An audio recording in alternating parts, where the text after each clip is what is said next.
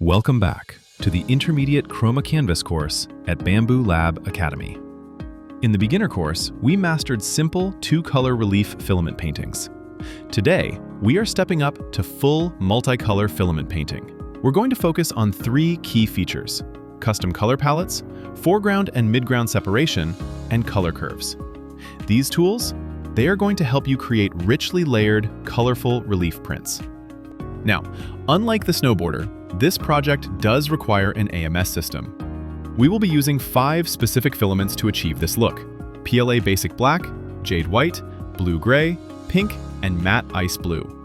Printing time is roughly 4 to 8 hours, depending largely on your nozzle size. Step 1. Create your canvas. Let's begin. Head into MakerLab, scroll down, and select Chroma Canvas. Under New Project, go ahead and import the cat image provided in the assets. Step 2. The color palette setup. Once that loads up, look over at the palette sidebar. The Mono preset. This creates our foundation, giving us those essential black, gray, and white base tones. Now, one really important note before we start tweaking. Make sure you turn off the auto curve switch and reset to avoid interference. If you leave that on, the software is going to fight against your manual adjustments, and we don't want that. Go ahead and click into Custom Palette. Let's take a close look at those color bars. You will see numbers on each label. So, what do these actually stand for? This number represents the layer count, or the actual thickness of that specific filament. For example, if you see a 7, that means the printer will lay down exactly 7 layers of this color before moving on to the next one. You can change this density simply by dragging the tabs or by typing in a specific layer count manually. Here's the core principle you need to remember. Gradients are created through layering. Thinner layers remain translucent, allowing the dark base colors to shine through from underneath. But thicker layers become opaque, making the color appear solid and prominent. Use this logic to slide your tabs up or down, tweaking that layer count to achieve the perfect blend. If you see a warning pop up that says "Colors too similar," don't panic. This just means the layers are blending too well and losing definition. To fix it, simply reduce the layer count for that current filament. This thins it out and brings the contrast back. You also have full control over the structure. You can actually grab any filament row and drag it up or down the list. This rearranges your entire layering order, allowing you to experiment until you achieve that exact look you desire. Feature separation. Now, to make this cat really come alive, we need to give the eyes and nose a distinct relief effect. By isolating them, we can control their color completely independently from the rest of the fur. First, open the Image Split tool. Go ahead and click Add Foreground, and then choose the Object Selection method from the card list. Now, simply click on each eye. The system is pretty smart. It will automatically outline them for you. If it grabs a little too much, don't worry. Just click the Remove Mask function to clean up those excessive edges. You can also use Paint Selection to manually add or erase parts of the mask until it's perfect. This isolates the eyes right in the foreground. Now that they are separated, we can adjust their color. Let's find a close match in the preset palettes. Select the blue preset, then click into Custom Palette. Delete those extra dark blue layers so you're left with just that piercing ice blue tone. Click Confirm. Next, let's do the exact same thing for the nose. Click to add a midground layer and select the cat's nose.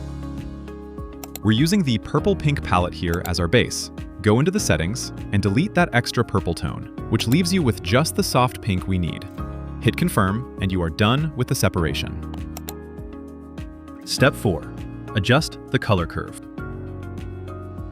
Sometimes the transition on the face can look a bit harsh, so let's move over to the Color Curve tool. Here is a great little trick. Turn on the Auto Curve switch. This gives you a one-click optimization, instantly balancing the overall brightness. But if you want more drama, say you want the shadows on the face to be darker, turn Auto Curve off. Instead, grab a curve node on the line, drag it upward if you want to brighten an area, or drag it downward to darken it. This gives you total control over the contrast. Next, take a close look at the center of the nose. It looks just a little too bright, doesn't it? To fix this, go ahead and click on Image Adjust. Now, click right there on the brightest part of the nose in the preview. you will see a vertical brightness slider pop up. Simply drag that slider down just a touch to darken that spot until it looks natural. Once it matches your preference, click the small X to close the slider. Step 5. Print your canvas. Now, before we export your file, let's look at a cool optional step. You can easily turn this project into a practical bookmark or a custom keychain just by adding a simple hole. Go over to the left sidebar and select the Hole tool. Then, simply click the plus sign to drop one directly onto your canvas. You can position this wherever you like. For a bookmark, you typically want it right in the center top. But in this case, let's place it over on the top left to make a keychain. You can also adjust the dimensions perfectly. Just grab those little white resize handles on the edge of the circle and drag them until the size is exactly what you need. Once that is set, go ahead and click Export.